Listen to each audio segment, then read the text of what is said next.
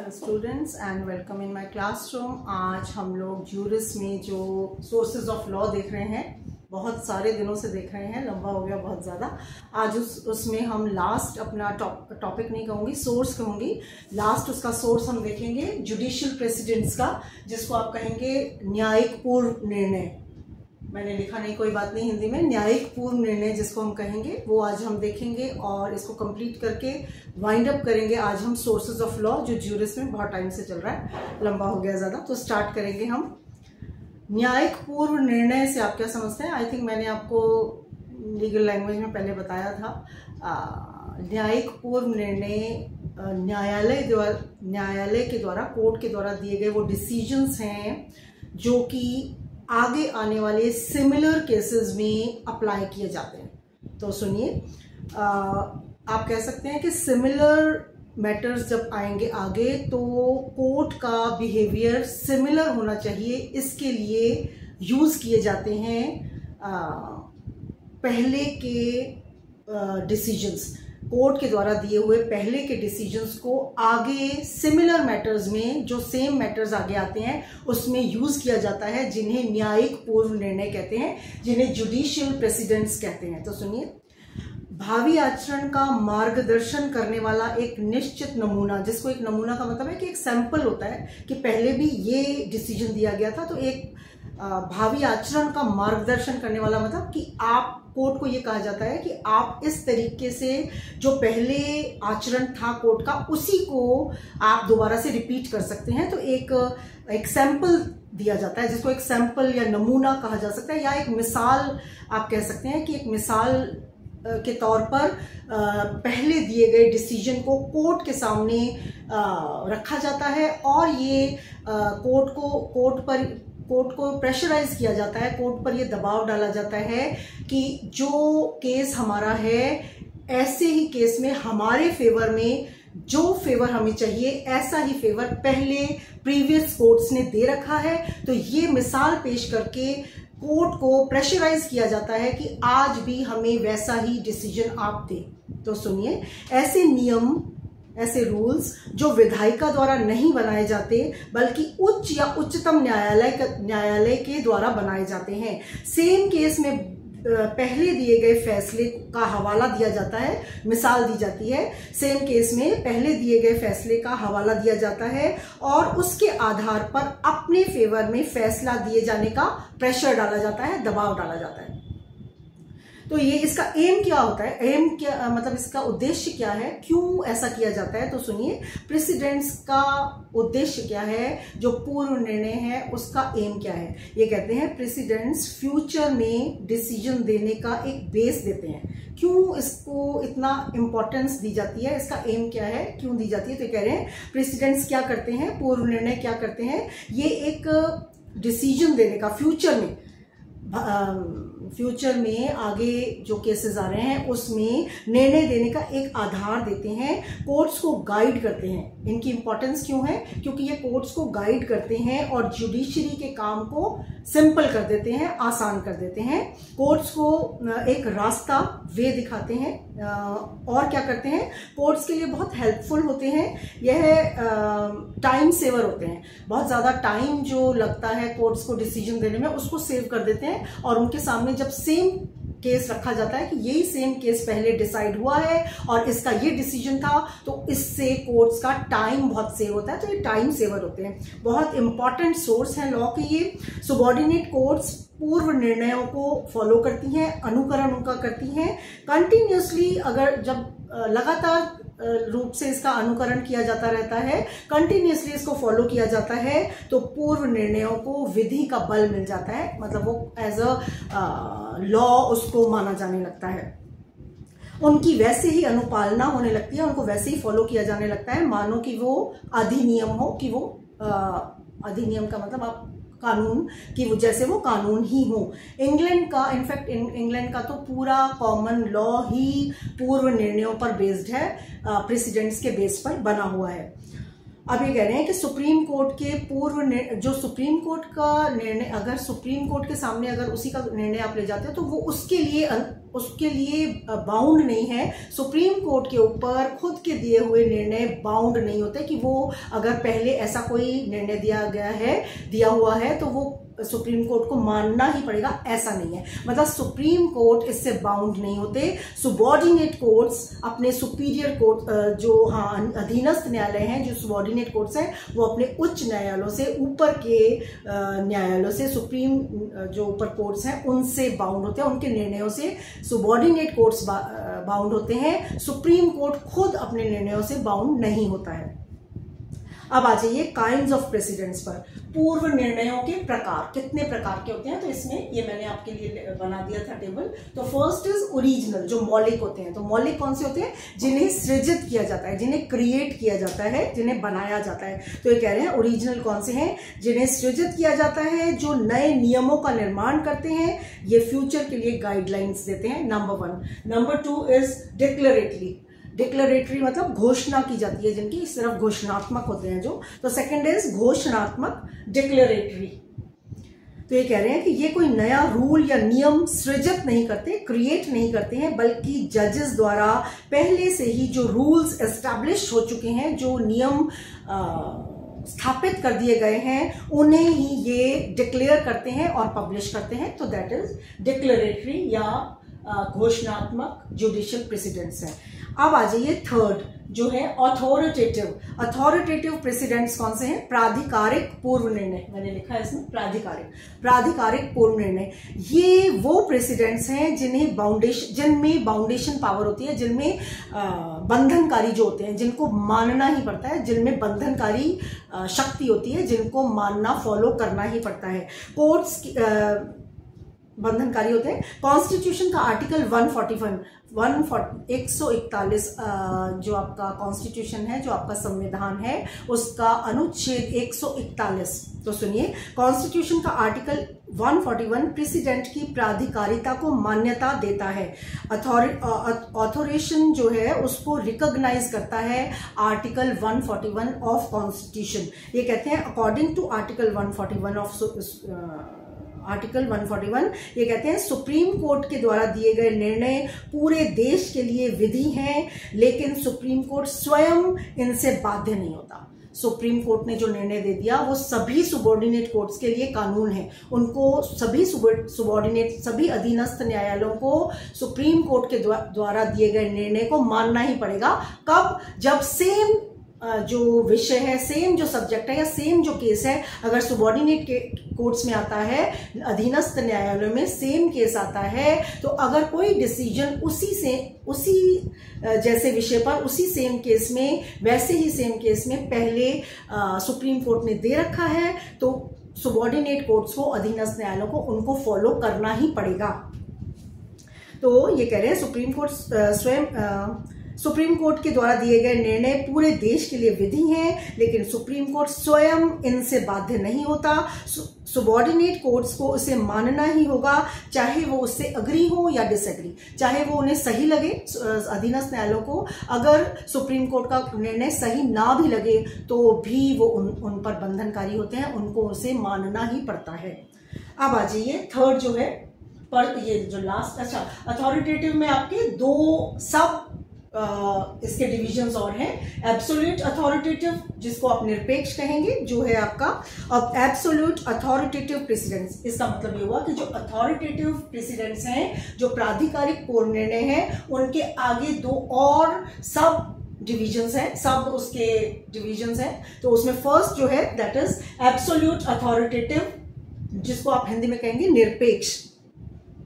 निरपेक्ष प्राधिकारिक पूर्व निर्णय, ये कह रहे हैं कि ये कौन से निर्णय होते हैं? ये बिना तर्क वितर्क के बंधनकारी होते हैं। इसमें आप अपने लॉजिक्स नहीं दे सकते, इसमें किसी भी तरीके से आप इनको डिनाई नहीं कर सकते। तो ये कह रहे हैं कि तर्क वितर्क के बिना ये बंधनकारी होते हैं, सही है या गलत हैं, आप इससे अग्री हैं या डिसअग्री हैं, आपको ये ठीक लग रहे हैं या नहीं ठीक लग रहे हैं, इस पर किसी भी तरीके से आप विचार नहीं कर सकते, इस पर किसी भी तरीके का डिस्कशन नहीं हो सकता है।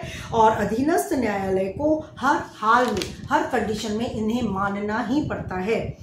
अगर सेम विषय पर पूर्व निर्णय हो तो अधीनस्थ न्यायालय को अपना विवेक प्रयोग करने की आज्ञा इसमें नहीं होती। हायरार्की के अनुसार, जो हायरार्की होती है, फर्स्ट सेकंड जो स्टेप्स होते हैं, जो हायरार्की है, हायरार्की के अनुसार न्यायालय को ऊपर के न्यायालय के डिसीजन को निचली अदालतों को मानना ही पड़ता है। और सेकंड इज, इसी में जो सेकंड है कंडीशनल अथॉरिटेटिव, जिसको आप कहेंगे सशर्त प्राधिकारिक पूर्व निर्णय। तो वो क्या है? कंडीशनल अथॉरिटेटिव पूर्व निर्णय ये है जब पूर्व निर्णय अगर गलत लगे, अगर आपको गलत लग रहा है, किसी कोर्ट को गलत लग रहे हैं, तो ये क्या कह रहे हैं, जब पूर्व निर्णय कुछ गलत लगे या फिर अनुचित हो वो, तो और अगर वो लगे कि वो न्याय के हित में नहीं है, कि वो बेनिफिशियल नहीं है, अकॉर्डिंग टू न्याय के हित में नहीं है, मतलब बेनिफिशियल नहीं है, तो ये क्या कहते हैं, जब पूर्व निर्णय गलत हो, अनुचित हो और न्याय के हित में इसे निराकृत करना जरूरी लग रहा हो, आवश्यक, निराकृत करना, रिपील करना, खत्म करना, समाप्त करना, तो इसको निराकृत करना आवश्यक हो तो उसे निराकृत या उसे रिपील किया जा सकता है। तो इसमें ये कहते हैं इसको डिनाई किया जा सकता है। तो सुनिए, a conditionally authoritative precedent to be disregarded in certain circumstances, कुछ सर्कमस्टांसेस में इसको डिसरिगार्ड किया जा सकता है। For example, in India, Bharat में, the decision of a single जज of High Court is conditionally authoritative if cited before a division bench of the same high court।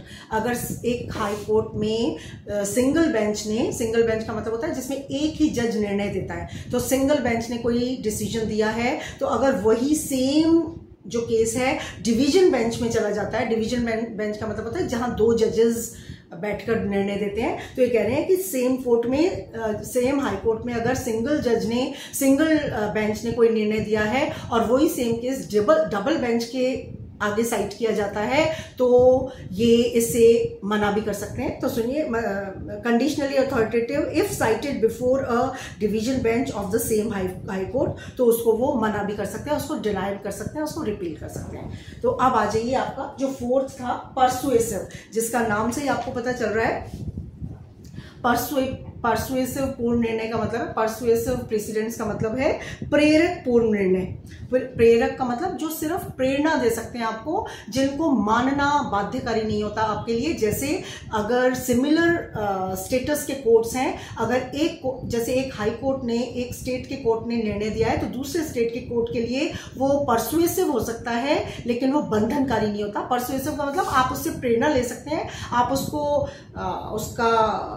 उसका एनालिसिस कर सकते हैं, उसको देख सकते हैं, लेकिन जरूरी नहीं है आपके लिए कि आप उसे माने ही। That is called persuasive, that is called प्रेरक। आपके लिए प्रेरणा स्रोत हो सकते हैं, बट आपके लिए बंधनकारी नहीं है। तो सुनिए, यह बंधनकारी नहीं होते, केवल प्रेरक होते हैं, परसुएसिव होते हैं। इसका मतलब यह है कि कोर्ट्स उन्हें ध्यान में रख सकते हैं, उतना महत्व उन्हें दे सकते हैं जितना वो चाहें, जितना अगर वो चाहें उतना उसको इंपॉर्टेंस दे सकते हैं। प्रेरक पूर्व निर्णयों की बाध्यता उनकी मेरिट पर निर्भर करती है, कि जितने वो मेरिटोरियस है, मतलब जितना उसमें अच्छाई है, आप उसको अप्लाई कर सकते हैं अपने केस में, और नहीं आपको ठीक लग रहा है, जितना उसका पार्ट नहीं ठीक लग रहा, आप उसको डिनाई कर सकते हैं। तो ये कह रहे हैं कि प्रेरक पूर्ण निर्णयों की बाध्यता उनकी मेरिट पर निर्भर करती है।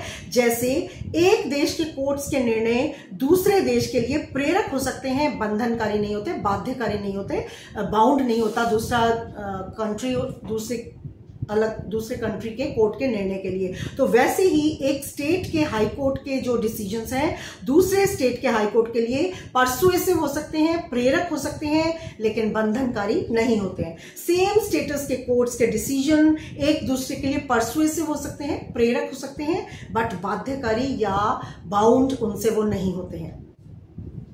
अब आ जाइए, ये आपके काइंड्स हो गए हैं कंप्लीट। अब आपकी थ्योरीज आएंगी इसमें, that is theories of president. Theory का मतलब है आपके सिद्धांत।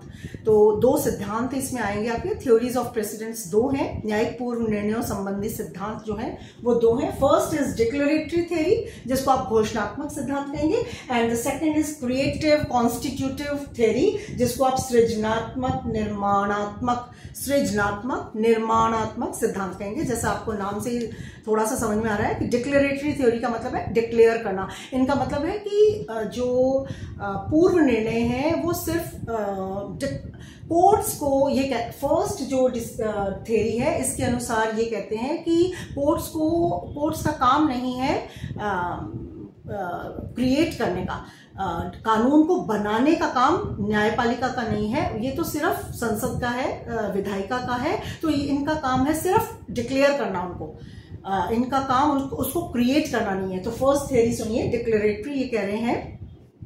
इसे ब्लैकस्टोनियन थ्योरी भी कहते हैं। ब्लैकस्टोन जो आपके ज्यूरिस्ट हुए हैं, जो विधि शास्त्री हुए हैं, उन्होंने इसको एडवोकेट किया है, उन्होंने इसको प्रतिपादित किया है। तो ये कह रहे हैं कि इसे ब्लैकस्टोनियन थ्योरी भी कह सकते हो, आप कह सकते हैं, जो फर्स्ट आपकी थ्योरी है। इस बात, फर्स्ट थ्योरी जो डिक्लेरेटरी है वो इस बात पर आधारित है कि कानूनों का निर्माण कार्य न्यायपालिका का कार्य नहीं है, ये कोर्ट्स का काम नहीं है कि क्रिएट करें वो कानून को, इनका काम तो सिर्फ डिक्लेयर करना है, ये कह रहे हैं। ये कहते हैं वह तो विधायिका करेगी, मतलब सुनिए शुरू से, जो फर्स्ट आपकी थ्योरी है इस बात पर आधारित है कि कानूनों का निर्माण कार्य न्यायपालिका का कार्य नहीं है, वह तो विधायिका करेगी। मतलब ये काम, क्रिएट करने का काम विधायिका का है, संसद का है, इसका काम नहीं है, कोर्ट्स का काम नहीं है। कोर्ट्स विधि का सृजन नहीं कर सकते, उन्हें क्रिएट नहीं कर सकते हैं, केवल उन्हें इंटरप्रेट कर सकते हैं। इंटरप्रेटेट करना, उसका निर्वचन करना, उनकी व्याख्या करना, उनको समझाना, उसको अप्लाई करना।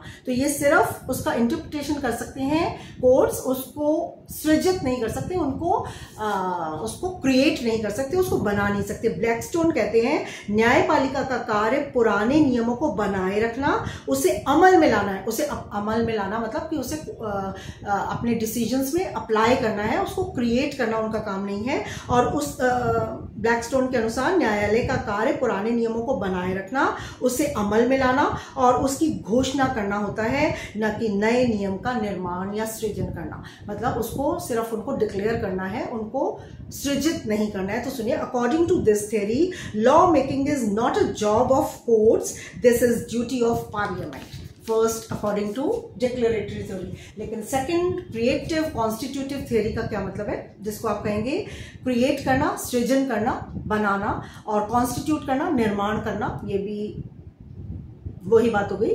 क्रिएटिव कॉन्स्टिट्यूटिव, सृजनात्मक, निर्माणात्मक सिद्धांत।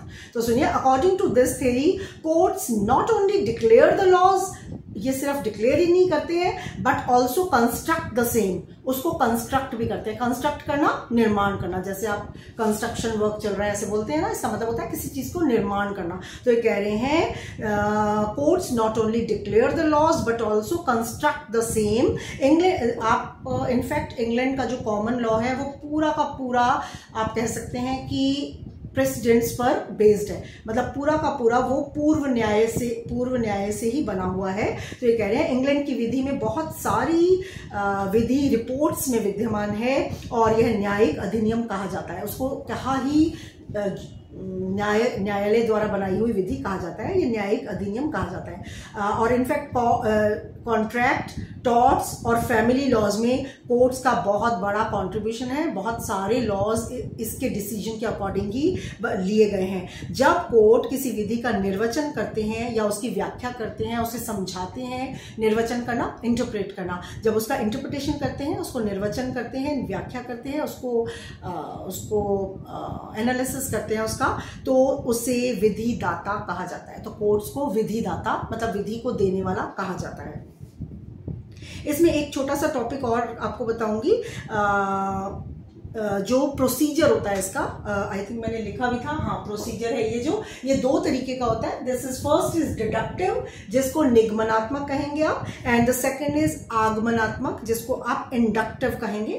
फर्स्ट इज डिडक्टिव, निगमनात्मक। प्रोसीजर जो प्रक्रिया होती है जुडिशियल प्रेसिडेंट्स की प्रक्रिया, दो तरीके की, डिडक्टिव एंड इंडक्टिव। इंडक्टिव को आप कहेंगे आगमनात्मक। बस सेम ऐसे है जैसे डिडक्टिव में था कि डिडक्टिव का मतलब है कि परसुएसिव से आप समझ सकते हैं, प्रेरक, जिसको हमने अभी समझा था। तो ये कह रहे हैं डिडक्टिव अधिकतर सिविल केसेस में यूज होता है। डिडक्टिव जो प्रोसीजर है वो अधिकतर सिविल केसेस में, ज्यादातर यूजुअली सिविल केसेस में यूज किया जाता है और इसमें लॉ पॉइंट को कॉन्सेंट्रेट लॉ पॉइंट पर किया जाता है। प्रेसिडेंट की बाउंडेशन इसमें नहीं होती, जरूरी नहीं होता कि इसको माना ही जाए, ये परसुएसिव हो सकते हैं। प्रेसिडेंट्स केवल हेल्पिंग हैंड माना जाता है इसमें, इस प्रोसीजर में इसको। और लेकिन इसके ऑपोजिट जो इंडक्टिव जो है, जो आपका आगमनात्मक प्रोसीजर है, इसके ऑपोजिट इंडक्टिव में सबऑर्डिनेट कोर्ट्स को सुपीरियर कोर्ट्स के डिसीजन को फॉलो करना ही पड़ता है। दे हैव टू फॉलो, उनको मानना ही पड़ता है उनके डिसीजन को। ये ऑब्लिगेटरी होते हैं इन इंडक्टिव, जो आगमनात्मक आपका प्रोसीजर है।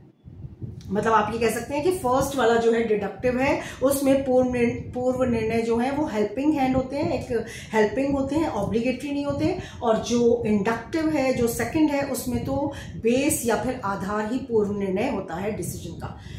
और एक छोटी सी बात इसमें बताएंगे आप कि कब प्रेसिडेंट्स को कब फॉलो कर सकते हैं और कब उसको रद्द कर सकते हैं, डिसरिगार्ड उसका कब होता है। तो ये कह रहे हैं डिसरिगार्ड करना कि उसको फॉलो नहीं करना या उसको निरस्त कर देना, रद्द कर देना उसको। तो ये कह रहे हैं कि न्यायिक पूर्व निर्णयों की अवमानना कब होती है। अवमानना मतलब उसको रद्द कर दिया जाता है, उसको डिसरिगार्ड कर दिया जाता है। तो ये कह रहे हैं प्रेसिडेंट्स को तब तक ही फॉलो किया जाना चाहिए जब तक उसे हाई कोर्ट और सुप्रीम कोर्ट द्वारा रिपील नहीं कर दिया गया। अगर उसे खत्म कर दिया गया है, निरस्त कर दिया गया है किसी डिसीजन को, तो आप उसे फॉलो नहीं करेंगे, उसको तब तक ही करेंगे जब तक उसको रिपील या निरस्त हाई कोर्ट या सुप्रीम कोर्ट ने नहीं किया है। जो कंडीशनल अथॉरिटेटिव प्रेसिडेंट्स है, उसे आप उसको रिपील या निरस्त, जो अभी मैंने आपको बताया जो कंडीशनल अथॉरिटेटिव है, इसको आप रिपील या निरस्त कर सकते हैं, किया जा सकता है। अगर ऐसा करना बेनिफिशियल हो, अगर ऐसा करना लोकहित में हो, तो इसे निरस्त किया जा सकता है, न्याय के हित में अगर ऐसा हो तो। अगर कोर्ट से अप्रूव कर देते हैं, अगर न्यायालय ये साबित कर देते हैं कि प्रेसिडेंट इलॉजिकल है, इसमें कोई तर्क नहीं है, ये बिना किसी लॉजिक के है, इलॉजिकल है, हार्मफुल है, किसी तरीके से ये लोकहित में नहीं है, हार्मफुल मतलब नुकसानदायक है अगर ये, और अगर किसी लॉ को ये अपोज करता है, किसी लॉ के अगेंस्ट में है, इसको गलत बताता है, किसी लॉ को अपोज करता है, तो वह उसे फॉलो करने से डिनाई कर सकते हैं।